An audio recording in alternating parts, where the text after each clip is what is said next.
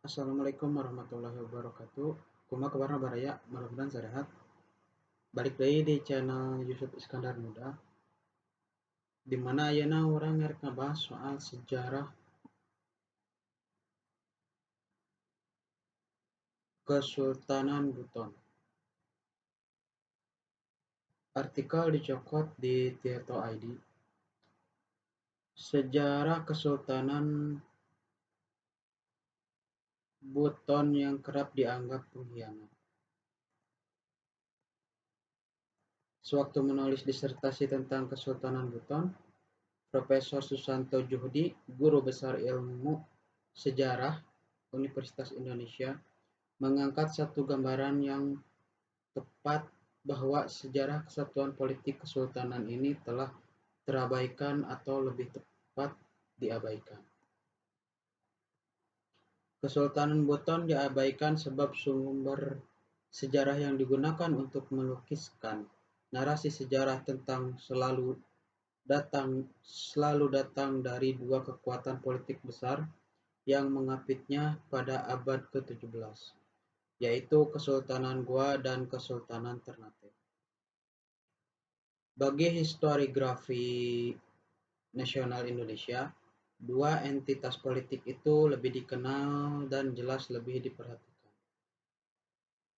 Juhdi memberi penekanan bahwa penilaian yang paripurna terhadap Buton tidak akan dapat dicapai bila publik hanya melihat Buton dari sudut pandang Goa atau Ternate.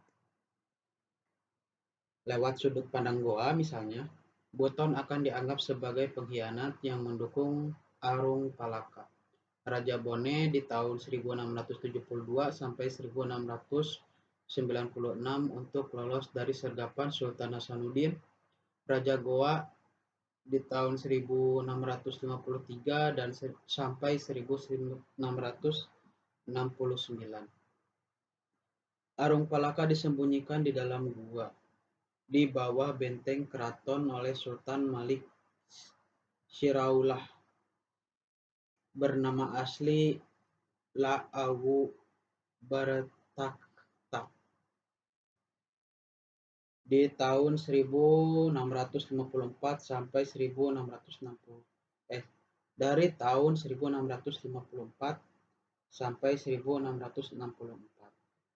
Karena Hasanuddin kemudian ditetapkan sebagai pahlawan nasional pada 6 November 1973, Arung Palaka dan Buton yang jadi sekutunya dengan mudah divonis sebagai pihak pro-Belanda. Pandangan semacam ini menimbulkan kerancuan fundamental pada abad ke-17. Tidak ada entitas politik bernama Indonesia. Arung Palaka dan Buton dianggap tidak pro-Indonesia karena mereka sekedar menjadi lawan dari Hasanuddin yang dianggap sepenuhnya Indonesia. Cap yang diberikan karena sang sultan tidak bekerja sama dengan Belanda. Padahal di dalam alam pikir yang keindonesiaannya belum lahir itu, baik Goa, Bone, Buton, dan bahkan Belanda, pada periode awal itu sebenarnya merupakan kongsi dagang Hindia Timur Belanda atau VOC. Tidak lebih dari pemain politik yang terpisah-pisah dan tidak jarang saling berseteru. Di samping itu, kenyataan bahwa Buton baru masuk ke dalam negara kolonial Belanda pada tahun 1906 menimbulkan pertanyaan mendasar. Mengapa sebuah entitas politik yang disebut-sebut pro-Belanda terlambat sekali untuk digabungkan ke dalam Pax Neerlandica, wilayah Belanda Raya dan jajahannya? Pembukaan simpulan Hasanuddin dalam karyanya Fort on Buton Island, Centuries of Settlement, Government and Security in Southeast Sulawesi. memberi jawaban singkat terhadap pernyataan ini. Masyarakat Buton yang terluka menerima pengaruh eksternal dan mencoba mencari keuntungan dari mereka sembari melindungi kepentingannya sendiri. Dalam bahasa yang sedikit berbeda, alih-alih menjadi agensi yang dipengaruhi, Buton mengambil peran yang lebih luas untuk memengaruhi keseimbangan politik dan sejarah. Historiografi entitas politik maritim Indonesia bagian timur pada umumnya bersifat hegemonik. Sering dilukiskan bahwa satu kerajaan besar akan menjadi patron atau pengayom dari kelompok kerajaan-kerajaan yang dianggap lebih lemah darinya. Dalam kasus Maluku dan sekitarnya, kita mengenal Ternate dan Tidore yang masing-masing memiliki konfederasi kerajaan-kerajaan kecil lain yang dipimpin oleh mereka. Di tengah kancah historiografi hegemonik, itulah Buton masuk, baik di bawah sayap Goa maupun Ternate.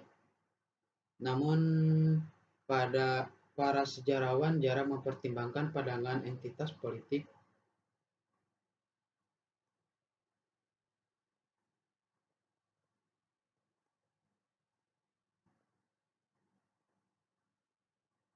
Namun para sejarawan jarang mempertimbangkan pandangan entitas politik lebih kecil yang disebut diayomi oleh kerajaan-kerajaan besar itu. Dalam Labu Wana, sejarah Buton yang terabaikan, Jody menyoroti bagaimana Buton dalam historiografi yang lebih tua disebut Butun. Sebenarnya memandang dirinya tidak lebih rendah dari entitas politik manapun. Buton pertama kali mengadakan hubungan formal dengan VOC pada 5 Januari 1613. Pada hari itu Sultan Dayanu Ihsanuddin, bernama asli La Elangi, bertahta di tahun 1578 sampai 1615. Menandatangani kontrak politik dalam posisi setara dengan Kapten Apollonius Scott yang mewakili VOC. Perjanjian pertama yang disebut Janji Bana atau janji pertama dalam bahasa Wolio ini menyangkut masalah dagang rempah. Namun ada dua aspek penting yang didapatkan Buton dari perjanjian pertama. Yang pertama, Buton memiliki akses terhadap dukungan militer VOC dalam percaturan politik antar kerajaan yang tidak jarang menyapu wilayah Sulawesi, Maluku. Sultan Dayanu Ihsanuddin menjamin keseimbangan politik dalam negeri Buton pada masa depan. Bagaimana perjanjian ini dapat berkontribusi pada aspek yang terakhir itu? Sekalipun dari luar berbentuk monarki, tetap pemerintahan Kesultanan Buton lebih tepat disebut sebagai oligarki aristokratis. Suatu keadaan yang memungkinkan sultan berasal dari beberapa keluarga bangsawan penting dan tidak tentu seorang anak akan menggantikan ayahnya menjadi sultan. Pengaturan yang demikian ini erat kaitannya dengan legitimasi sultan yang berdasarkan mitos asal-usul. Hikayat Sipanjanga menyebut bahwa Buton didirikan oleh 4 orang tokoh mitos, yaitu Sipanjonga, Simalui, Sitanamajo, dan Sijawangkati. Singkatnya, kelompok tertinggi dalam sistem kemasyarakatan Buton adalah keturunan dari 4 tokoh ini. Golongan bangsawan tertinggi itu disebut kelompok Kaomu. Dari kelompok teratas inilah sultan akan ditunjuk. Di bawah kelompok ini ada kelas waloka. Sama-sama bangsawan, namun dalam perjalanan mitos telah berkawin campur dengan tokoh asal Arab sehingga tidak seharusnya menjadi raja, tetapi memiliki kuasa menjadi menteri-menteri yang jumlahnya 9 dan disebut dengan nama Siolimbona. Di bawah di bawahnya barulah terbentang kelompok rakyat yang menurut Saranawolyo, undang-undang kesultanan wajib diayomi. Di dalam kelompok Kaumu terdapat beberapa keluarga penting yang paling terkemuka adalah keluarga Tainalandu, Kombewaha, dan Tapi-Tapi. Sultan Dayanu Ihsanuddin berasal dari keluarga Tainalandu. Untuk menjaga perdamaian antara tiga keluarga yang berkuasa, Sultan memasukkan ke dalam perjanjian bahwa masing-masing keluarga akan menduduki 3 posisi paling tinggi dalam kesultanan secara turun-temurun. Tainalandu berhak menduduki jabatan sultan, tapi menduduki jabatan Sapati atau Perdana Menteri, dan Kombewaha menduduki jabatan Kenepulu atau Hakim Agung selama 10 generasi setelah wafatnya sang sultan. Memang hanya 2 kali pengaturan itu dilanggar. Setelah perjanjian pertama itu, umumnya sultan baru akan membarui kontraknya dengan VOC, dan kemudian Hindia Belanda. Persoalan yang paling pelik dalam pembaruan kontrak seperti itu umumnya berkaitan dengan hak pemusnahan atau ekstirpasi terhadap tanaman rempah di Kepulauan Tukang Besi. Salah satu sultan yang tidak senang dan bahkan tidak bersedia melaksanakan berbagai macam kontrak politik antara Buton dan VOC adalah Sultan Himayatuddin, bernama asli La Karambau, bertahta di tahun 1751 sampai 1752 dan 1760 sampai 1763. Tindakan sang sultan pada akhirnya mengakibatkan serangan VOC kepada Buton pada awal tahun 1755. Seperti yang telah disebut di awal, Buton melihat hubungan dengan VOC secara tradisional.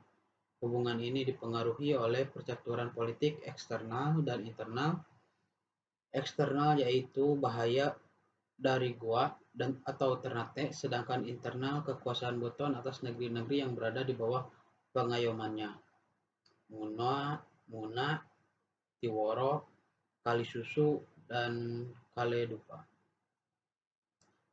Ketika tidak ada kebutuhan mendesak dari kedua faktor itu, penguasa Buton dapat saja merasa tidak perlu untuk menegakkan kontrak mereka dengan VOC. Hubungan antara Buton dan entitas politik yang menggantikan VOC, yaitu Hindia Belanda, juga memiliki pola yang sama. Perbedaannya, pada pergantian abad ke-18 menuju 19, terdapat pemain Eropa lain yang sangat kuat, yaitu Kerajaan Inggris.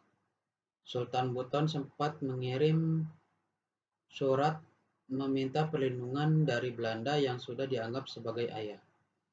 Dalam diri gubernur Belanda Prancis di Makassar yang jelas tidak mampu memberi dukungan signifikan melawan Angkatan Laut Inggris, sekalipun kontrak-kontrak politik sepanjang abad ke-17 hingga permulaan abad ke-20 memberikan hak-hak khusus kepada pihak VOC dan kemudian negara kolonial. Posisi Buton dalam kontrak adalah setara dengan lawan perundingannya. Dengan kata lain, Button dengan dasar pemikirannya yang transaksional tidak dapat secara sederhana disebut memihak Belanda. Ia mempertahankan kedaulatannya dan secara seimbang digunakan dan menggunakan Belanda sepanjang abad. Belanda baru mampu menembus alotnya perundingan kontrak dan memasukkan Buton ke dalam negara kolonial ketika Buton mengalami ketidakstabilan politik pada permulaan abad ke-20. Pada periode itu, sultan berganti-ganti setiap sekitar 15-an tahun dan masing-masing sultan berasal dari keluarga yang berbeda. Ini adalah fenomena yang sebelumnya tidak pernah terjadi di Buton. Seperti yang tampak dalam makalah, kontrak Sultan Buton Ashikin dan Presiden Belanda Brougham 8 April 1906. Pada tanggal 8 April 1906, tepat hari tepat 116 tahun silam,